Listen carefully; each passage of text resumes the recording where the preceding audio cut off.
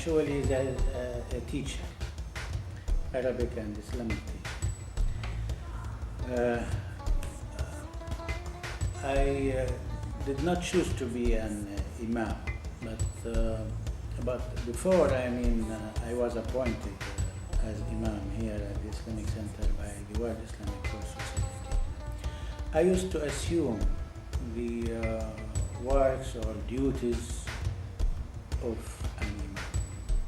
I used to lead the prayer, I used to make the Friday speech, I used to speak to people and invite them to be good Muslims, and I used to dialogue with the Christian, for example, about the faith.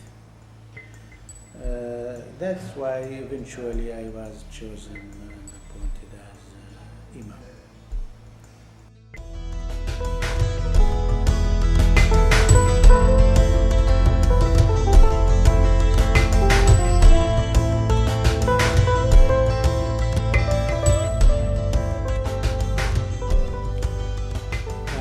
When I speak to my community, of course I speak as a member of the community because this is the reality, and I speak as a leader. Of course, when I want to convince them more, on sometimes to ask them to do certain things, always, for example, stress that they have to give charity. So I speak as a leader because I say I am responsible for my community. There are poor people, there are sick people. So it's my duty to invite you frequently to be good Muslims and to give charity and to show solidarity with your brothers and sisters in the faith. So it works both ways. In Islam, it is a must that the Muslim should invite people to do good and avoid evil, and to guide them to believe in God the Almighty and submit themselves to the will of God. So when I am taking this mission, that means that I am submitting myself to the will of God.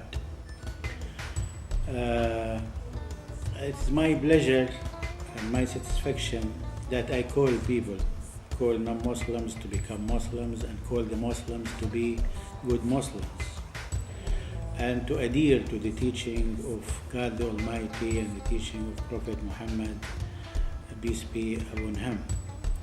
So this is my obligation as a Muslim, and this is my also inclination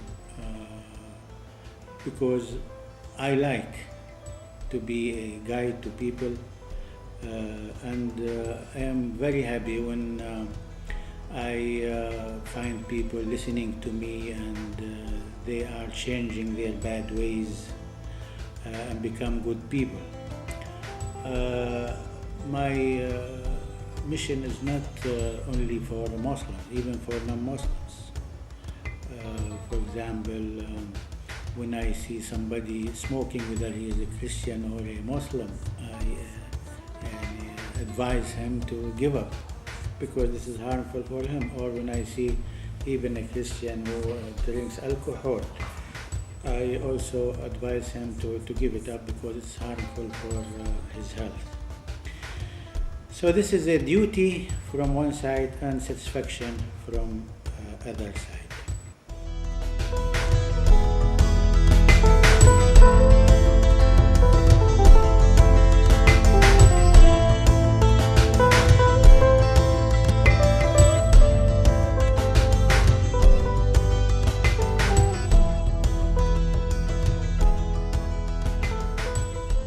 I have to accept the diversity in faith and ways of life. So, but that doesn't mean that we isolate ourselves from the people. We mix with the people in spite of the differences in faith and the differences of ways of life.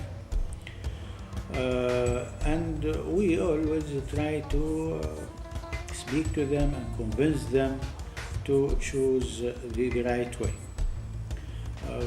For example, in this society, there is permission for adultery, or permission for homosexuality, or same-sex marriages, or alcohol. According to Islamic law, we cannot permit this, or we cannot say that this is okay. You see, we have to explain that this doesn't harmonize with the teaching of the religion.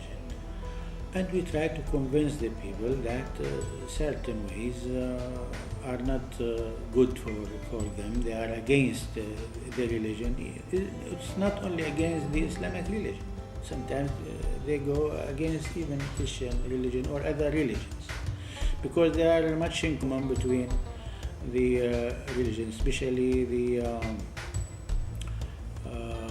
Islam, Christianity, and Judaism, because eventually we are one big family, belong to the same father and the same mother, and we are brothers and sisters in humanity.